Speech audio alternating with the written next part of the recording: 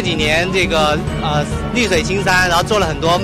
绿化，然后很多步道也适合我们亲子一起活动。这种生态资源、绿色资源让大家也是能够跟这个自然和谐共处，也让小朋友感受到这个大自然的魅力，就是离开办公室，然后让自己的这个小胳膊小腿动起来，然后也是能够感受到外面的这个大自然的这个新鲜空气。